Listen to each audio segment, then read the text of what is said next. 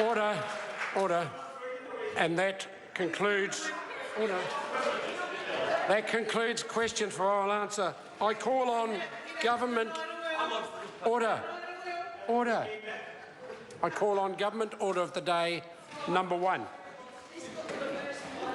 Trans-Pacific Partnership Agreement Amendment Bill, second reading. Speaker.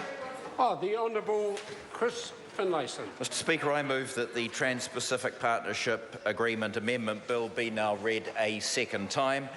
Can I begin by thanking the Foreign Affairs Committee for its detailed consideration of the bill. The committee's recommendation is that it be passed with a number of amendments.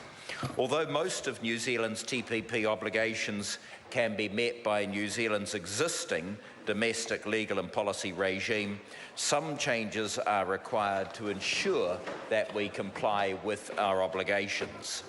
Mr Speaker, the bill is going to ensure that New Zealand meets the obligations we've signed up to in the TPP agreement, and it will help ensure that exporters can start to reap the benefits of this comprehensive and high-quality trade agreement.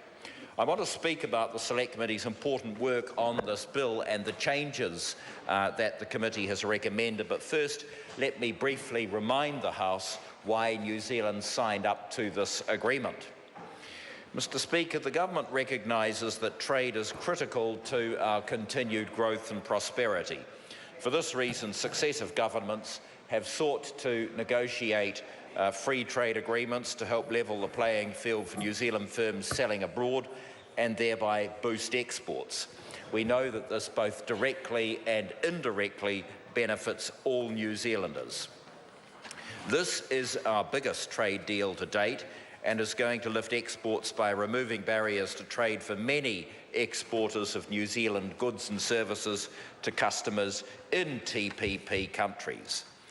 The 12 countries currently in TPP account for 36% of the global economy. In fact, our TPP partner countries buy 40% of New Zealand's exports, worth around $28 billion per year to our economy. Given the scope of the region, the agreement presents a huge opportunity for our economy, adding an estimated $2.7 billion a year to New Zealand's GDP once it's fully phased in. TPP will see total tariff cuts of around $274 million a year on current goods exports.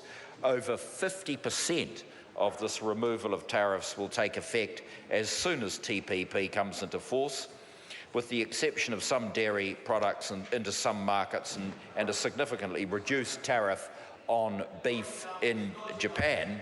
All originating New Zealand exports to TPP countries will ultimately be duty-free. Mr Speaker, it's clear that not being in TPP would put New Zealand exporters at a competitive disadvantage, especially those from Dunedin, I say to Mr Clark. Our exports would become more expensive by comparison as tariffs and other barriers are eliminated on the exports of our competitors, but not on New Zealand-made products. The reasons for signing up to TPP are strategic, I say to Mr Robertson, as well as economic. It's important to note that as a founding member of TPP, New Zealand gains the opportunity to exercise influence on the development of the rules that the agreement will set up for the region. This is both in respect of its present form and more significantly in the future as the membership increases. Crucially, TPP will not prevent New Zealand governments from taking measures that are in the interests of all New Zealanders. The main obligations in TPP have been designed to allow governments to make legitimate public policy. This includes policy in the areas of health, education, and protecting the environment. Special provision has been made with respect to New Zealand's obligations to Māori, and like all our FTAs since 2001, TPP recognises the preeminence of the Treaty of Waitangi in New Zealand. Clause 29.6 I need not outline for the benefit of Mr Clark, because if he's as good as he say he is, Dr Clark, then he would know all about that clause.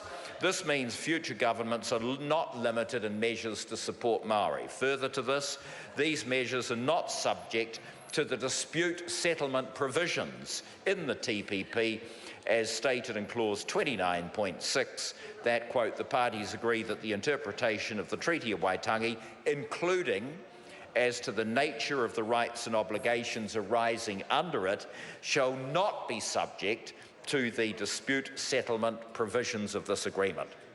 End of quote. Mr. Speaker, we said all along we wouldn't negotiate away the New Zealand health system in a trade agreement, and we didn't. TPP won't change the fundamentals of the Pharmac model. Pharmac's ability to prioritise its spending and negotiate with suppliers goes unchanged, and TPP allows the government to rule out investor-state dispute settlement challenges over tobacco control measures. No changes will be made to the way New Zealand approves investments relating to sensitive land or fisheries quota, and New Zealand still has the ability to impose some types of new discriminatory taxes on foreign purchases of residential property. Mr. Speaker, let me say something about the engagement process. The government's undertaken a comprehensive series of engagements to help the public to understand what this agreement means for New Zealanders. These events followed the extensive consultations carried out during the TPP negotiations. I'll let him yell, it doesn't worry me. This year, the government ran a nationwide series of road shows in Hui. I attended some, actually. The road shows aimed at ensuring... Whangarei was good. The road shows aimed at ensuring businesses are prepared to take advantage of the new opportunities presented by TPP and to provide information of interest to the wider public and other stakeholders. Mr. Speaker, the dedicated Hui briefed mainly a Māori audience on the outcomes of the TPP negotiations and provided an opportunity for attendees to share their views and ask questions. As a result of this engagement, some Māori have asked for further information from the government about accessing support to achieve positive outcomes through the TPP.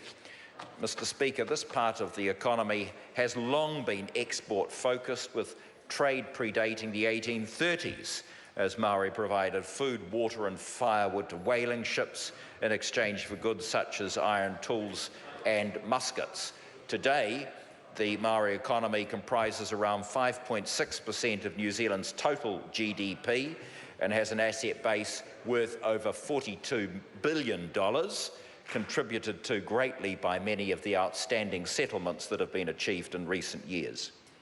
The public's also had an opportunity to engage with and influence the contents of the bill during the Select Committee work, and the committee received 85 submissions from the public, and there are a number of recommended amendments, which I'll take Dr.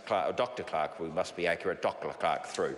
After considering public submissions and the advice of officials, the Select Committee's recommended a number of changes. First, the bill makes it clear that the changes to New Zealand law introduced by the bill will only commence on the date that TPP enters into force in New Zealand. Some submitters had raised a concern that the commencement clause in the bill didn't make this clear. Well, now it's clear.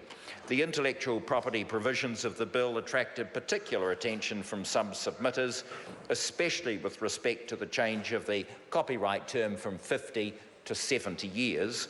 Some submitters supported the extension, others opposed it. The extension of the copyright term is the main cost of TPP for New Zealand, estimated at $55 million per year once it's phased in. However, I say to Mr. Robertson, this cost has to be considered alongside the many, many, many positives for the economy as a whole from TPP. So there are so many good things I could talk about, but I'm short on time, so let me say this. The government needs to make certain regulations and changes to policy and practice in order to ratify TPP. These changes will only take effect from the date that TPP enters into force for New Zealand, and these changes were laid out in the National Interest Analysis on the Ministry of Foreign Affairs Trade's website, which is available for all to see. Mr. Speaker, the government wants to see the bill enacted as soon as possible so that New Zealand can be in the first tranche of countries to bring the TPP into force. I commend the amendment bill to the House and say it's not too late for Labor to come to its senses and support the bill. Members,